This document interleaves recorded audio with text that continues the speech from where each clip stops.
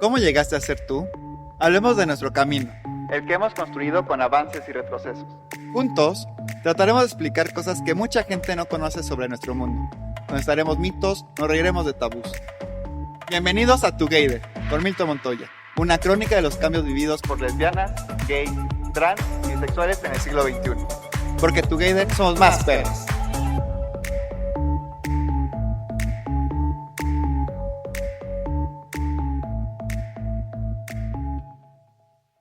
El gen gay. Qué miedo me da este título. Y es que en 1992, dos artículos de Associated Press desencadenaron titulares en diarios de todo el mundo anunciando un sorprendente descubrimiento. Los científicos Steven Pinker del MIT y Maima Gopnik de la Universidad McGill habían descubierto el gen de la gramática. El primer artículo de James J. Kilpatrick aseguraba que Pinker y Gopnik habían logrado, al fin, encontrar al gen culpable del bajo rendimiento de muchos alumnos en las clases de gramática de las escuelas y aventuraban que, si las investigaciones continuasen, pronto serían descubiertos el gen que nos hace tener buena o mala caligrafía y el que nos impulsa a leer libros.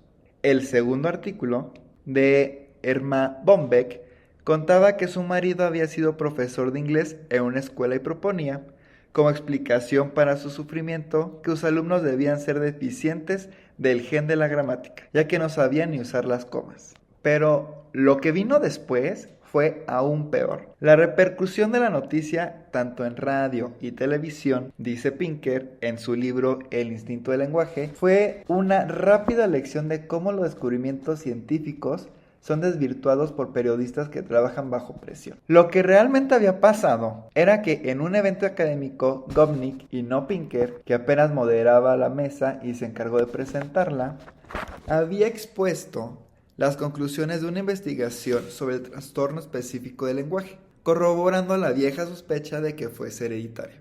Esta lingüista y varios genetistas habían estudiado a una familia inglesa identificada como los K, en la que el trastorno había pasado de un hombre a 4 de sus hijos y 11 de sus 23 nietos. Todos ellos tenían resultados normales en la parte no verbal de los exámenes de inteligencia, pero presentaban dificultad para hablar y lo hacían lentamente buscando las palabras y cometiendo errores. Por ejemplo, como en el uso de pronombres, sufijos del plural, terminaciones de los verbos en tiempo pasado. Y por la posibilidad más plausible, según estos investigadores, era que el problema fuese causado por un único gen. Y es que eso no significaba, como había sido publicado en los medios, que se hubiese descubierto el gen que controla la gramática, sino apenas que era probable que existiese uno capaz de perjudicar aspectos de su adquisición. Y claro, no estamos hablando de la gramática que se enseña en la escuela, ni del análisis sintáctico de oraciones, ortografía o la puntuación cuando se escribe.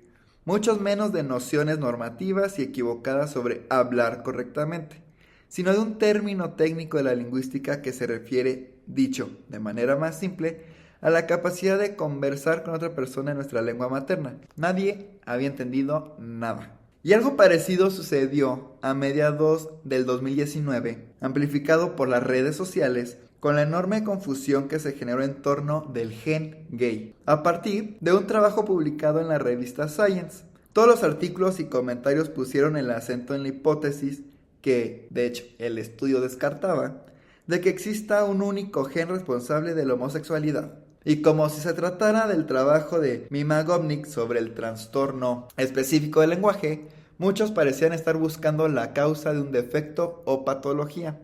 Así, no solo se equivocaban algunas respuestas, sino principalmente las preguntas que quedaban sobreentendidas cuando la cuestión se planteaba de esa forma, que sería como preguntarse cuál es el defecto que lleva a los negros a ser negros, en vez de cuáles son las causas de la variación de la pigmentación de la piel en los seres humanos.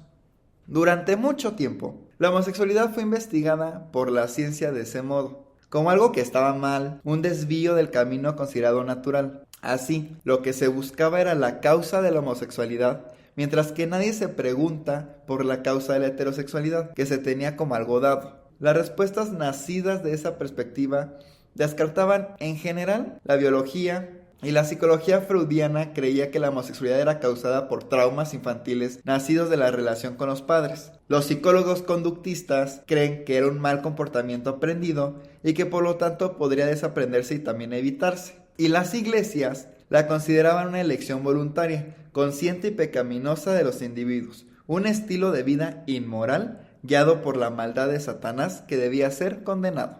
El avance de la ciencia de la sexualidad humana ha descartado todas esas hipótesis contaminadas de prejuicios e ignorancia, sobre las que no existe ninguna evidencia empírica, pero también descartó la pregunta que las guiaba, así resumida por Simon Bay, uno de los mayores especialistas en el tema: What's wrong with gay people? ¿Qué está mal con las personas gays? Básicamente. Y hoy la ciencia no ve a la homosexualidad como algo que está mal, sino como una de las posibles orientaciones sexuales, y no se pregunta cuál es la causa de la homosexualidad, sino cómo llega cada persona a tener una orientación sexual, sea cual sea. En el libro de Gay, Straight and the Reason Why, Levy resume las respuestas que podemos dar actualmente a esta nueva pregunta, y citando para ellos decenas de estudios publicados en las últimas décadas por científicos de muchísimas disciplinas, de universidades y centros de investigación de todo el mundo, cuyas conclusiones parecen apuntar hacia la misma dirección. No hay una única causa, un único gen, un único evento o característica biológica a la que podamos atribuir la orientación sexual de cada individuo, sea gay, hetero o bisexual, o por lo que podamos preverla, pero la ciencia ya sabe que la orientación sexual es un aspecto del género. Nos referimos aquí apenas a la noción biológica de género, que emerge durante nuestro desarrollo prenatal como consecuencia de la diferenciación sexual del cerebro. Si alguien será gay, hetero o bisexual, depende en gran medida de ese proceso biológico que ocurre antes de nuestro nacimiento, aún en el útero materno, y en el que intervienen diversos genes, hormonas y el sistema cerebral en desarrollo influido por ambos. Claro que el lenguaje en este caso puede jugarnos una mala pasada, porque cuando decimos que de esos procesos biológicos prenatales dependerá si ese futuro bebé será un adulto gay, hetero o bi, no nos referimos al significado social de esas palabras, es decir, a su identidad sexual como un aspecto constitutivo del ser, ni a su salida del closet, ni siquiera a su comportamiento sexual afectivo, que dependen de muchos otros factores que no tienen nada que ver con la biología, sino con la cultura, las relaciones sociales, la religión o la política. Lo que la biología va a determinar es si a esa persona van a gustarle los hombres o las mujeres, si va a sentir atracción sexual y afectiva por personas del mismo sexo o del diferente, y si tendrá otras características de su biología y su personalidad asociadas a ello, más allá de lo que luego haga con su vida. Nuestro comportamiento sexual, la vida que elegimos tener y la manera en que nos identificamos socialmente como gays o heteros, con los significados culturales, sociales y políticos que pueda tener, no dependen de la biología y están condicionadas por nuestra personalidad y por el mundo en el que vivimos, en el que la orientación sexual no es algo trivial. Por eso es importante entender la diferencia entre atracción, deseo, comportamiento e identidad. Si pensamos, por ejemplo, en un prostituto que tiene relaciones sexuales con hombres por dinero, un preso que lo hace apenas mientras está en la cárcel aunque le gustan las mujeres, un hombre que se siente atraído por hombres pero se casa con una mujer por opresión social y ve su homosexualidad a las escondidas, u otro que se mete a cura y acepta el celibato, sin tener en cuenta que algunos abusen a los niños. Estamos ante situaciones que no tienen que ver con los genes, las hormonas ni nada de eso. Tampoco es biológica la rebelión política y social que nos llevó a los homosexuales a ser gays, ni el orgullo, ni la lucha por los derechos civiles, ni la forma en la que vivimos nuestra sexualidad en cada parte del mundo. Pero la biología sí está por detrás de nuestra atracción sexual y afectiva, que no elegimos ni podemos cambiar y que se presenta desde nuestra infancia, pasando por distintas etapas de maduración a medida que crecemos. Diferentes investigadores han estudiado el papel de diferentes genes en la determinación de la orientación sexual, pero también de otros eventos que no son genéticos, sino ambientales, como la cantidad de testosterona o de otras hormonas que el feto recibe en el útero en determinadas semanas del embarazo, o con cuestiones vinculadas con el desarrollo del cerebro, como diferencias de la estructura de un determinado conjunto de células. Inclusive el orden de nacimiento podría tener una influencia, es decir, si eres el primer hijo en nacer, el segundo o el tercer hijo, por cambios que cada embarazo pueda producir en la mujer, se han encontrado evidencias estadísticamente relevantes acerca del papel de diferentes factores como en la definición de la orientación sexual, tanto en humanos como en otras especies, pero no parece que ninguno de ellos la determine por sí solo en todos los individuos, sino que puede influir en ella, en interacción con otros, de formas que pueden tener diferente impacto en cada uno, pero son significativas cuando se analiza una muestra estadística.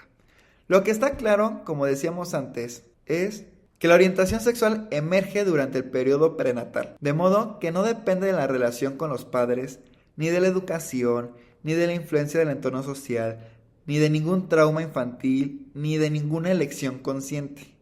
Y ser homosexual o heterosexual no significa ser más o menos normal o saludable, porque no hay una orientación sexual sana o correcta, como no hay un color de piel sano o correcto. No existe desvío ni anomalía ni patología, sino diversidad biológica, y lo que la ciencia estudia es por qué tenemos la orientación sexual que tenemos. Del mismo modo que estudiamos por qué algunas personas tienen ojos verdes y otros azules, o son diestros, o son zurdos, o por qué existen ciertas diferencias entre hombres y mujeres.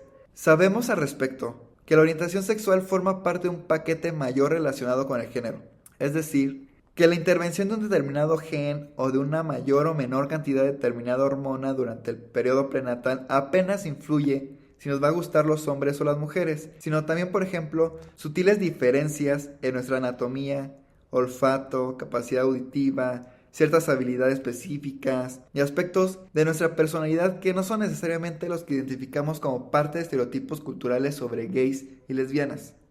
Las diferencias entre homos y heteros son muchas más amplias que la dirección del deseo sexual, y muchas de ellas pueden identificarse tanto en la edad adulta como en la temprana infancia. Todo adulto homosexual fue antes un niño o una niña diferente, en diversas cuestiones que pueden relacionarse con el género, pero que también incluyen sutiles aspectos de su anatomía y otras características que no solemos asociar con el género. Lo mismo sucede con los adultos, y es por ello que a veces percibimos que alguien es gay o hetero antes de tener cualquier evidencia de su comportamiento o sus deseos sexuales, y sin que esta percepción tenga relación con las nociones populares sobre parecer gay. Por otra parte, si todo lo que he dicho no fuese suficiente para entender que no tiene sentido la búsqueda por un único gen de la homosexualidad o la heterosexualidad, aún nos queda otra razón, que de hecho Lebey explica en su libro.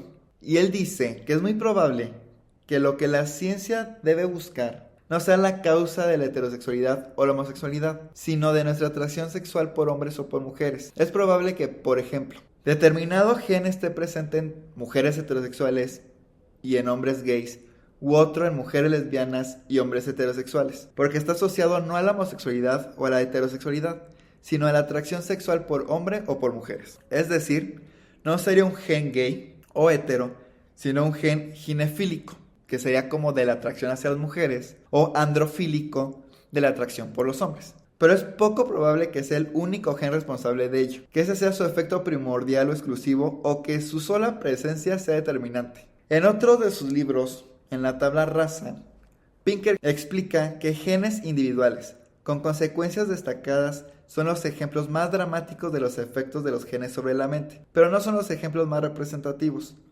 La mayoría de las características psicológicas son producto de muchos genes con efectos diminutos que son modulados por la presencia de otros genes, y no por producto de un único gen con un efecto sustancial que se produce en cualquier caso.